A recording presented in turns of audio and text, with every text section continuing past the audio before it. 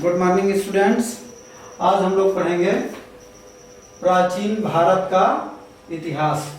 ये हम केवल उन टॉपिक्स को पढ़ेंगे जो यूपीएससी एग्जाम में या तो आए हैं, पिछले एग्जाम में आयोग ने पूछा है या आने वाले हैं। बस उतनी ही चीज़ों को हम लोग पढ़ेंगे इसमें। आज हम लोग पढ़ते हैं कुछ चीज़ों को गुप्त काल का। पहले बात करते हैं। पहला है हम गुप्त काल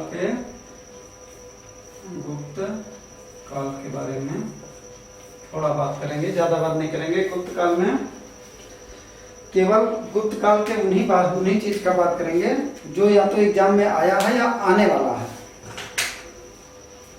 गुप्त काल में संस्कृत के नाटक बहुत लिखे गए। उन संस्कृत के नाटकों में स्त्री, गुप्त काल के जो नाटक थे उन नाटकों में स्त्री व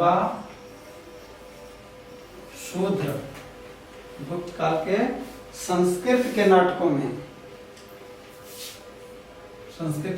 में स्त्री व शूद्र प्राकृत भाषा बोलते थे। किस भाषा में बोलते थे वो नाटक में? प्राकृत भाषा। स्त्री और शूद्र की जो भाषा थी वो प्राकृत भाषा थी, लेकिन उच्च सामाजिक स्तर, उच्च वर्ग के लोग, लेकिन जो उच्च वर्ग के लोग थे, यानी उच्च सामाजिक स्तर के लोग, उच्च सामाजिक स्तर के लोग ये संस्कृत भाषा बोलते थे। संस्कृत भाषा बोलते थे। किसमें बोलते थे? गुप्त काल के नाटकों में। गुप्त काल में जो संस्कृत के नाटक रचे गए उन नाटकों में स्त्री और शूद्र प्राकृत भाषा बोलते थे और उच्च वर्ग के लोग संस्कृत भाषा बोलते थे। एक बात। दूसरी बात, प्रियदर्शी। प्रियदर्शी जो वर्ड है, शब्द है, ये शिलालेख पे लिखा हुआ है और ये सम्राट, चक्रवर्ती सम्राट अशोक के लिए यूज किया गया है। और एक और उपयोग किया गया है, एक शब्द देवा नाम प्रिय शब्द। देवा नाम प्रिय शब्द ये अशोक के लिए यूज हुआ है शिलालेखों में।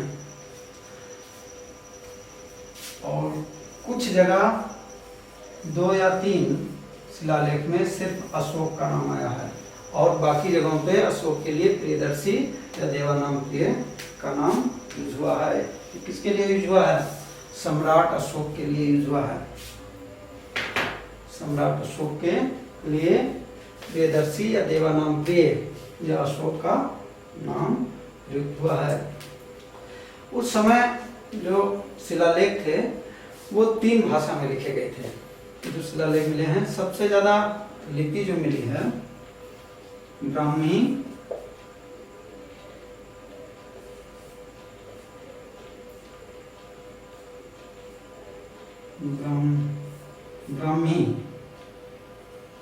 ब्राह्मी लिपि जो है यूज हुआ है शिलालेखों में। और खरोष्ठी लिपि का उपयोग हुआ है। ये 2 लिपियों का। जो खरोष्ठी लिपि थी ये दाएं से बाएं लिखी जाती थी, इस तरह, यानी कि इस इधर से इधर को। खरोष्ठी लिपि दाएं से बाएं को लिखी जाती थी।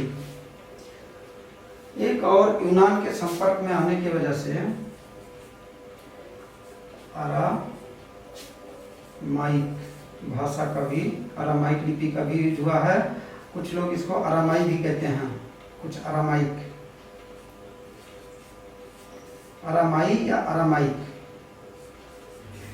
लिपि का उपयोग हुआ है।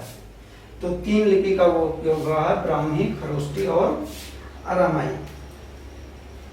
यह ब्राह्मी लिपि खास करके मध्य भारत में मिले हैं, उनमें है, और खरोष्ठी पश्चिमोत्तर भारत के उसमें मिला है। और अरामाइक के भी लिपि उधर ही मिले हैं ज़्यादातर। अच्छा, ये तीन लिपियां हैं, ब्राह्मी लिपि, खरोष्ठी लिपि और अरामाइक। खरोष्ठी लिपि के बारे में बार बार अलग अलग एग्जामों में पूछा गया है, तो ये याद रखिए, खरोष्ठी लिपि में इनके शिलालेख हैं। तो दो बातें तो हम लोगों ने सीख ली। एक, गुप्त काल में जो संस्कृत के नाटक थे, कौन से नाटक थे? संस्कृत के नाटक, गुप्त काल के संस्कृत में लिखे गए नाटक, संस्कृत नाटक। इसमें स्त्री और जो स्त्री थे और शूद्र थे वो प्राकृत भाषा बोलते थे उस समय, प्राकृत भाषा। आपको एक बात ये भी पता होगा, बुद्ध काल में पाली भाषा। तीसरा देखा जाए, तीसरा एक चीज मैं पूछता हूँ, ये आपने नाम सुना होगा, यवन प्रिय। ये यवन प्रिय क्या है?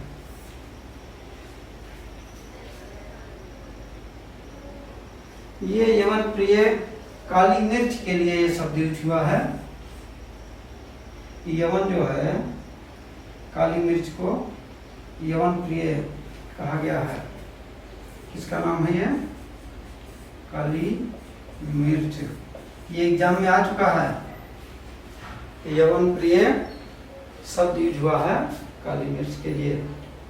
वहाँ के लोग, यवन के लोग, यवन क्या पसंद करते थे? काली मिर्च बहुत पसंद करते थे, तो यवन शब्द यूज हुआ है काली मिर्च के लिए। तो तीन चीजें हम लोगों ने सीख लिया। चौथा चीज सीखा जाए, एक चीज आपने, मंदिरों की एक शैली होती है दर्विण, सुना होगा, दर्विण, नागर और बेसर। ये तीन शैली है। ये वास्तु शैली है। कौन सी शैली है?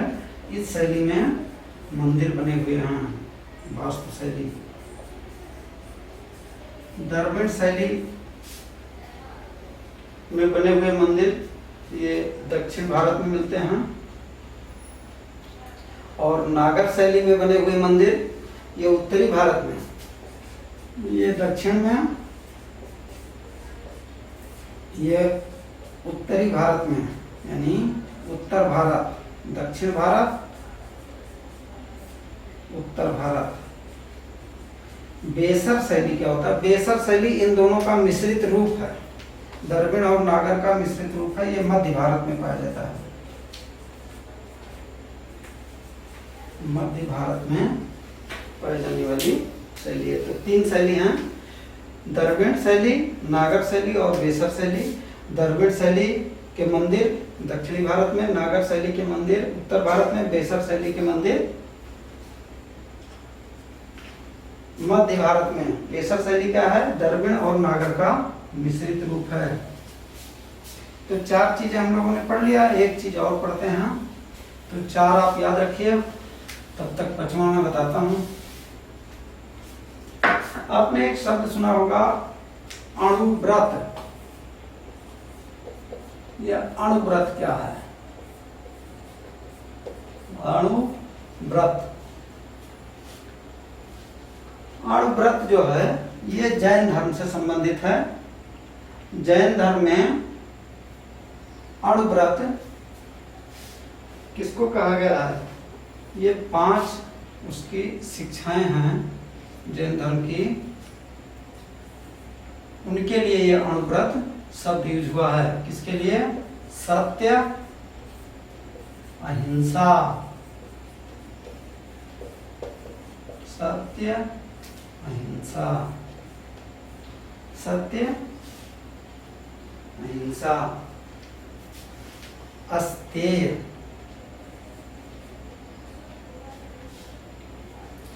अस्तेय,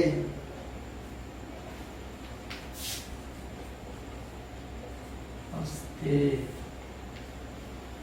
अपरिग्रह,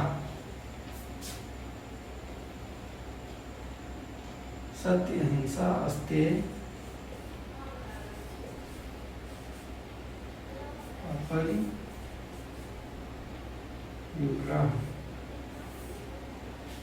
ब्रह्मचर्य,